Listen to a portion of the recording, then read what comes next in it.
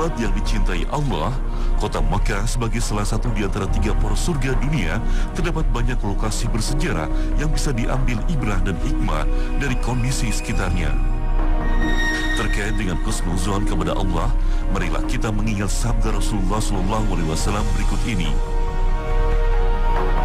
Seandainya kalian benar-benar bertawakal kepada Allah, tentu kalian akan diberikan rezeki, sebagaimana burung diberi rezeki. Ia pergi di pagi hari dalam keadaan lapar dan kembali di sore hari dalam keadaan kenyang. Sahabat yang dicintai Allah, berhusnuzon adalah bagian inti dari akhlak mulia. Husnuzon atau prasangka baik menjadi hati tidak mudah marah, menendam hingga penuh curiga. Dan husnuzon yang paling utama adalah kepada Allah Subhanahu wa Ta'ala, Rabb yang berasma Ar-Rahman, Ar-Rahim, Zat yang Maha Pengasih lagi Maha Penyayang.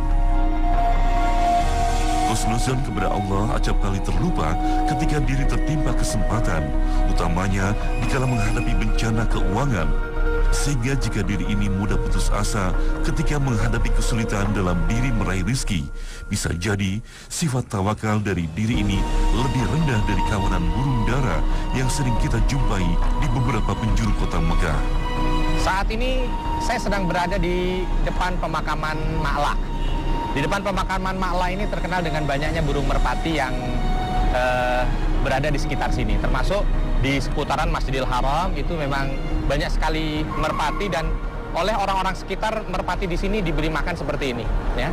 Dan subhanallah juga di tanah haram ini kita termasuk dilarang untuk menyakiti merpati dalam bentuk apapun. Saya ketika melihat merpati ini teringat dengan salah satu hadis Rasul Shallallahu Alaihi Wasallam, hadis sahih yang diriwayatkan dari Umar bin Khattab radhiyallahu anhu. Rasul Shallallahu Alaihi Wasallam bersabda, "Lau tawakkaltum 'ala Allah haqqut tawakkuli." Kalau seandainya di antara kalian itu bertawakal kepada Allah dengan benar-benar bertawakal, la razaqakum, kamu pasti akan diberikan rizki oleh Allah Subhanahu wa Ta'ala, kamatur zakut taut, kamatur zakut tair, seperti burung-burung ini diberikan rizki oleh Allah Subhanahu wa Ta'ala. Bagaimana bentuk rizki yang Allah berikan kepada burung ini? Taghdu himasa wa taruhu bitana, pergi dalam keadaan lapar dan pulang dalam keadaan kenyang, ya. Subhanallah, ini burung-burung ini mengajarkan kepada kita ternyata bagaimana kita itu menjadi manusia, menjadi makhluk, menjadi hamba yang ketika selesai berikhtiar kita bertawakal kepada Allah. Karena apa? Yang menentukan segala sesuatu dari hidup kita ini adalah Allah. Apapun yang ada pada kita ini ada pada Allah Subhanahu wa Ta'ala. Jadi subhanallah, kalau seandainya saat ini ada dari kita yang punya kebutuhan, punya keinginan, kita sudah berikhtiar, maka serahkan semuanya kepada Allah. Karena tawakal kita itu yang akan membawa ketenangan di dalam hati kita. Di saat tidak ada tawakal, kepasrahan kepada Allah hilang dari diri kita, maka hidup kita hari-hari dihiasi dengan sedih, dengan susah, dengan kecewa dan lain sebagainya. Tapi ketika kita sudah berikhtiar, ya Allah, mampuku hanya berikhtiar, Engkau yang memiliki segalanya, maka berikan yang terbaik padaku, maka Allah akan berikan terbaik pada kita seperti Allah berikan terbaik pada burung ini.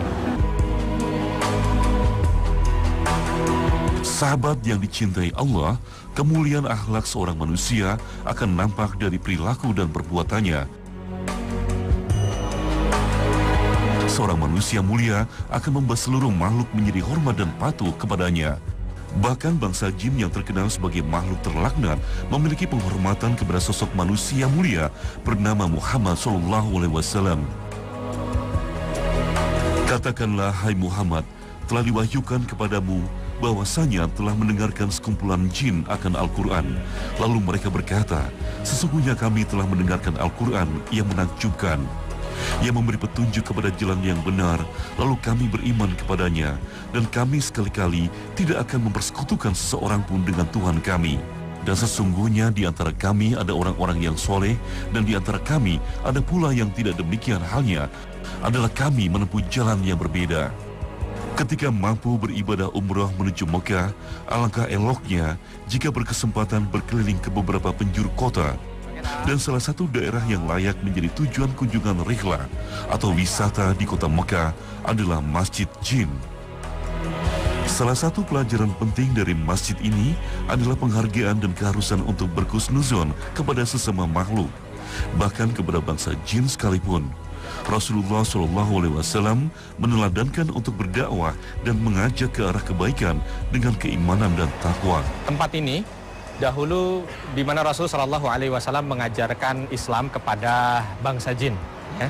Jadi bangsa jin, Rasul SAW mengajarkan Islam itu di sini dan sekarang diabadikan oleh pemerintah Saudi dengan mendirikan masjid, disebut sebagai Masjid Jin. Dari sini kita bisa melihat ya, subhanallah, kadang-kadang kita kalau mendengar kalimat jin itu kan negatif ya, kaitannya dengan kesurupan, kaitannya dengan santet, dunia hitam dan lain sebagainya. Nampaknya masjid ini memberikan satu pencerahan baru juga buat kita, atau mengembalikanlah normalisasi makna gitu ya. Jadi bukan jin itu selalu kaitannya dengan negatif saja, tidak. Buktinya tempat ini adalah saksi, dulu bangsa jin pernah diajarkan Islam oleh Rasul SAW. Dari sini kita tahu bahwa jin itu ada yang baik, ada yang buruk, ada yang kafir, ada yang muslim. Subhanallah. Jadi mungkin mulai detik ini ketika kita melihat jin, tidak selalu dan serta-merta kalimatnya dengan negatif atau kaitannya dengan negatif. Jangan, karena antara jin itu ada yang di antara mereka Islam, ada yang di antara mereka kafir. Nah dari sini kalau seandainya kita diminta untuk memandang bangsa jin saja tidak selalu negatif, bagaimana kalau dengan memandang sesama manusia? Tentunya di antara manusia kan ada yang buruk, ada yang baik. Nah kita pun diminta ketika memandang itu objektif, artinya bukan hanya sekedar yang buruknya saja. Ada yang baik di antara mereka. Kalau kita lebih khususkan kepada individu, mungkin kita pernah tidak menyukai seseorang. Itu kan karena keburukan dia. Tapi kita perlu tahu, jangan karena keburukannya itu kita ditutupkan mata. Di saat dia punya keburukan, dia pasti punya kebaikan. Dan harusnya kita dengan sesama muslim mencoba melihat juga sisi baik dari dirinya. Insya Allah, kalau kita mampu memandang secara objektif, orang itu ada baik dan buruk, maka kita termasuk bahagian daripada manusia yang adil. Kalau kita adil, maka Allah akan memuliakan kita sebagai makhluk yang adil.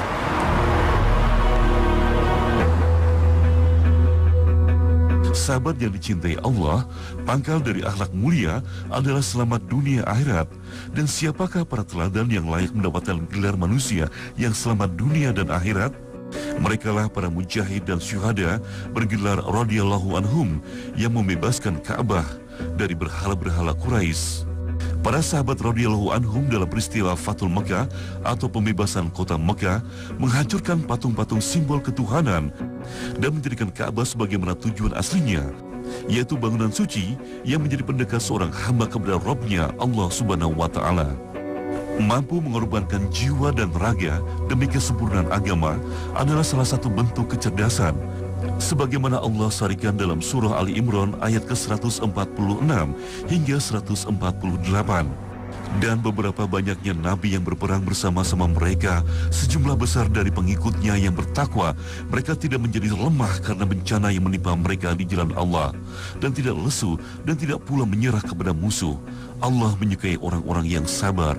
Tidak ada doa mereka selain ucapannya, "Ya Tuhan kami, ampunilah dosa-dosa kami dan tindakan-tindakan kami yang berlebihan dalam urusan kami. Dan tetapkanlah pendirian kami dan tolonglah kami terhadap kaum yang kafir." Karena itu, Allah memberikan kepada mereka pahala di dunia dan pahala yang baik di akhirat. Dan Allah menyukai orang-orang yang berbuat kebaikan.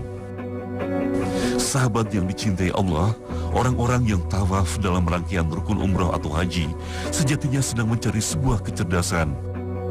Ka'bah dan seluruh penjuru kota Mekah adalah sekolah kehidupan untuk mencari kecerdasan akhirat yang niscaya akan membuat diri lepas dari siksa neraka dan meraih kenikmatan dan kesejahteraan surgawi. Menjelang maghrib ini nampak begitu ramai sekali suasana kondisi Masjidil Haram. Semua termotivasi ingin sholat di Masjidil Haram karena memang subhanallah, kalau kita lihat dari apa yang disampaikan oleh Rasul SAW dalam hadis yang diriwayatkan oleh Jabir radhiyallahu an, bahwa salatun fi Masjidil Haram, sholat di Masjidil Haram itu afdal min mi'ati alfi salatin fi masiwah, lebih baik 100.000 kali dibanding dengan sholat di tempat lain. Subhanallah. Maka wajar semua orang berlomba-lomba untuk bisa sholat di Masjidil Haram. Ada pesan yang luar biasa dahsyat di sini.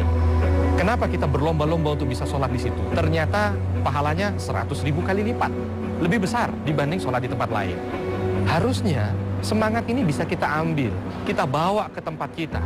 Bagaimana kita bisa cerdas secara akhirat, Karena secara tidak langsung Rasul mengajarkan kepada kita supaya cerdas secara akhirat. Al-Qayyis mandana nafsahu wa amila lima ba'dal maut. Orang yang cerdas itu di mata Rasul sallallahu alaihi wasallam, orang yang berpikir untuk mati dan beramal untuk kematiannya. Artinya kalau kita itu disebut cerdas secara akhirat, kita senantiasa beramal dengan nilai yang jauh lebih tinggi. Contoh misalkan, sholat sendiri 1, berjamaah 27. Orang yang cerdas secara akhirat, dia pilih 27. Ketika dia bersedekah di sini mendatangkan 1 manfaat, di sini 3 manfaat, maka dia bersedekah di sini 3 manfaat. Mudah-mudahan semangat Masjidil Haram ini bisa kita terapkan dalam keseharian kita, sehingga kita bukan hanya sekedar cerdas dunia saja, tidak, tapi kita mampu menjadi orang yang cerdas akhirat.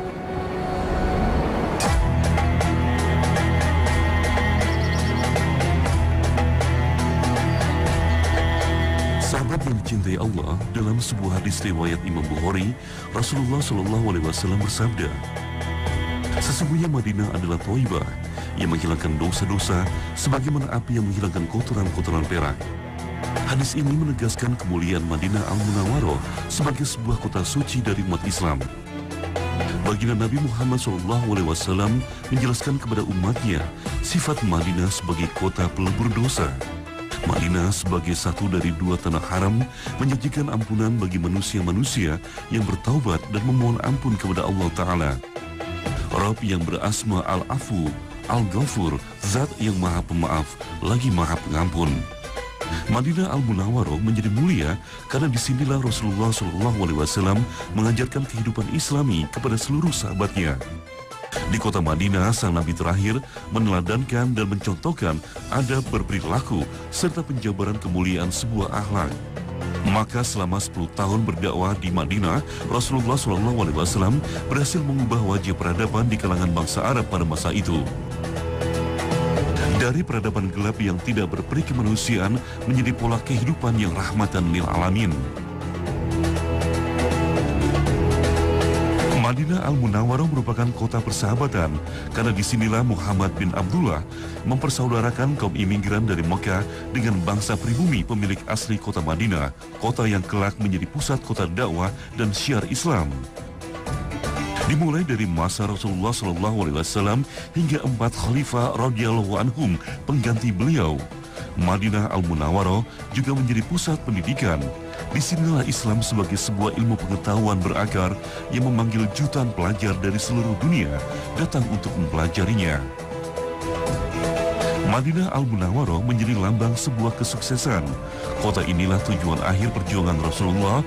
Wahyu dari Allah Subhanahu wa Ta'ala membimbing manusia untuk bertransformasi, migrasi manusia terbaik bersama para sahabatnya yang setia, meneladankan kita untuk meninggalkan kebiasaan buruk demi kemuliaan. Di belakang kita terbentang kota Madinah Al-Munawwaroh, kota yang penuh dengan berkah. Dulu, Nabi SAW ketika tinggal di Mekah tidak mendapatkan kesuksesan dakwah seperti kesuksesan dakwah beliau ketika berdakwah di Madinah. Tentu ini ada sebabnya. Sebab di antara sebab yang ada adalah karena hijrah Nabi SAW. Hijrah Nabi dari Mekah menuju Madinah itulah yang memberikan keberkahan dakwah sehingga dakwah itu bisa begitu sukses di Madinah ini. Subhanallah ya. Dari sini kita bisa mendapatkan satu pelajaran penting bagi kita yang ingin mendapatkan kesuksesan, maka Rasul mengajarkan tentang prinsip hijrah. Hijrah secara makna berpindah dari satu tempat ke tempat yang lain. Ini secara makna bahasa. Tetapi hijrah yang bisa mendatangkan kesuksesan bukan hanya sekedar berpindah dari satu tempat menuju tempat yang lain, tidak. Tetapi ketika dia mampu untuk berpindah dari perbuatan-perbuatan buruknya menuju perbuatan-perbuatan baiknya.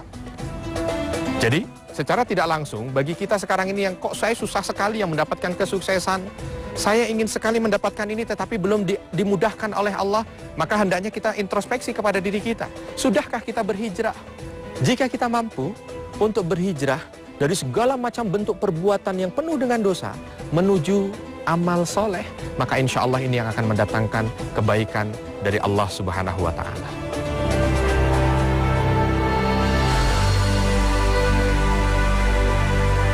Sahabat yang dicintai Allah, pusat kemuliaan Madinah adalah Masjid Nabawi yang juga mendapatkan sebutan Masjid Nabi. Hanya ada satu masjid di seluruh dunia yang mendapatkan julukan Masjidku dari Rasulullah SAW, dan di dalam Masjid Nabawilah terdapat taman surga, yaitu sebuah area yang bernama Radatul Jannah atau Raudhah.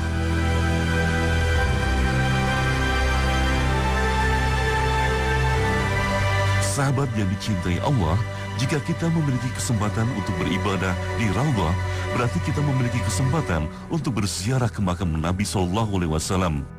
Dan yang pasti, mengunjungi makam Nabi berarti berziarah ke makam dua sahabat beliau, Abu Bakar As-Siddiq dan Umar bin Khattab radhiyallahu anhum.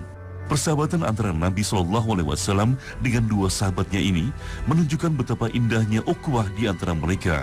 Persahabatan dunia akhirat ini menjelaskan makna uhibbukum fillah, aku mencintai engkau karena Allah. Di bawah kubah hijau itu terdapat makam tiga manusia mulia. Yang pertama adalah Rasul Shallallahu Alaihi Wasallam, yang kedua adalah sahabat yang mulia Abu Bakar As-Siddiq radhiyallahu anhu, dan yang ketiga adalah sahabat yang mulia Umar bin Khattab radhiyallahu anhu. Subhanallah, betapa bahagianya sahabat Abu Bakar dan Umar radhiyallahu anhuma. Mereka bahkan sampai di alam kuburnya bisa bersandingan dengan Rasul Shallallahu Alaihi Wasallam. Teringat dengan salah satu hadis Rasul Shallallahu Alaihi Wasallam, almaru ala dini khalili, bahwa seseorang itu tergantung dengan agama temannya. Fal yangdur ila man yukhalilu, maka lihat temannya. Kalau mau melihat agamanya, lihat temannya.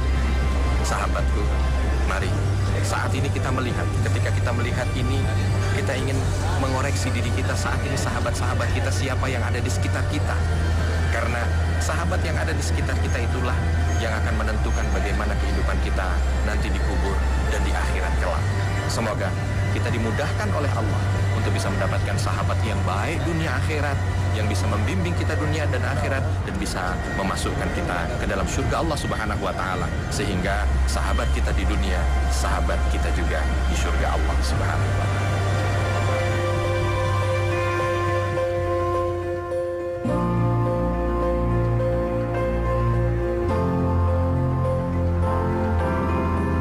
Sahabat yang dicintai Allah, Madinah merupakan kota persatuan. Disinilah Rasulullah SAW menegakkan agama Allah beserta para sahabatnya dari berbagai ras dan suku bangsa, dari berbagai warna kulit dan jenis rambut, dari berbagai usia dan pangkat kehormatan.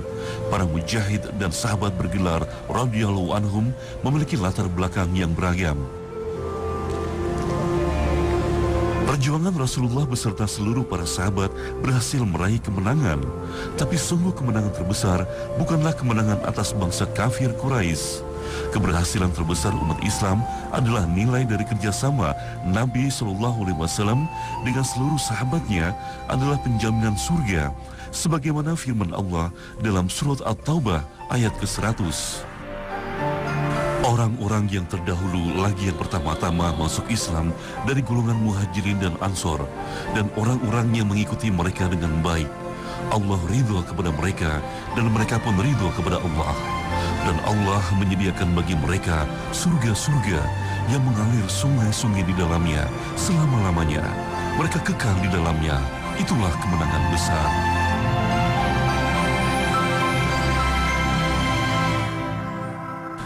Salah satu monumen pertanda kemenangan Rasulullah SAW beserta barisan kaum muslimin adalah Masjid Kandak. Awalnya tidak ada masjid besar di sini karena Kandak berarti parit. Disinilah lokasi terjadinya perang antara barisan kaum muslimin dengan pasukan kafir Quraisy di tahun ke-5 Hijriah. Sahabat yang dicintai Allah, strategi perang Kandak murni usulan Salman Al-Farisi radhiyallahu anhum yang berasal dari Farsi. Sebelum masuk Islam, beliau merupakan bagian dari kaum Majusi yang menuhankan api. Latar belakang Salman Al-Farisi radhiyallahu anhu yang berasal dari seberang tidak menjadikan Rasulullah SAW menjauhinya, karena dasar Rasulullah SAW menjadikan seseorang sebagai sahabat dekatnya adalah keimanan, ketakwaan, dan kebersamaan dalam memperjuangkan Islam. Islam sebagai agama rahmat bagi semesta alam. Di depan kita ini yang disebut dengan Masjid Khandaq, atau orang sini sebut dengan Masjid 7 ya. Karena pada awalnya ada parit besar yang mengitari Madinah, dan di setiap parit itu ada posko-poskonya, ada 7 posko, dan posko itu digunakan untuk sholat bagi orang-orang yang menjaga parit tersebut, lalu dijadikan menjadi satu di tempat ini. Maka tempat ini disebut dengan Masjid Khandaq. Khandaq ini dalam bahasa Indonesia adalah parit. Dulu ketika terjadi peperangan, Rasul Shallallahu Alaihi Wasallam ya mencoba untuk meminta pendapat dari para sahabatnya mengenai strategi perang. Lalu tiba-tiba ada salah seorang sahabat yang bernama Salman Al-Farisi. Beliau mengusulkan kepada Rasul Shallallahu Alaihi Wasallam tentang strategi perang yang terbiasa dilakukan oleh bangsa Faris kala itu, yaitu dengan membuat khandaq sehingga musuh tidak bisa masuk ya. Dan sekarang oleh pemerintah Saudi diabadikan dengan masjid ini. Kalau kita lihat, subhanallah ya, Masjid Khandaq ini mengingatkan kepada kita betapa mulianya akhlak Rasul Shallallahu Alaihi Wasallam. Beliau sebagai pemimpin tidak ego, sebagai pemimpin tidak menganggap bahwa dirinya tinggi, tetapi mencoba untuk menerima apa yang disampaikan oleh para sahabatnya. Bahkan sahabatnya yang menyampaikan ide itu justru Salman Al-Farisi yang berasal dari negeri Furs, bukan dari Madinah. Subhanallah ya. Satu pelajaran penting, Nabi mengatakan ad-dinun nasihah, bahwa agama itu adalah nasihat. Maka mari kita lihat kepada diri kita, kita termasuk orang yang mampu untuk menerima nasihat atau tidak. Kalau seandainya kita mampu menerima nasihat, maka insya Allah Allah berikan kebaikan itu kepada kita. Tapi di saat kita menutup pintu menerima nasihat dari orang lain, dengan itu juga Allah akan tutup pintu kebaikan untuk kita. Inilah akhir kebersamaan kita. Hari ini kita bersama-sama menggali makna dari 2 kota suci, yaitu Mekah Al-Mukarramah dan Madinah Al-Munawwarah. Semoga tayangan hari ini menginspirasi dan meningkatkan semangat Anda untuk menggapai surga, insya Allah.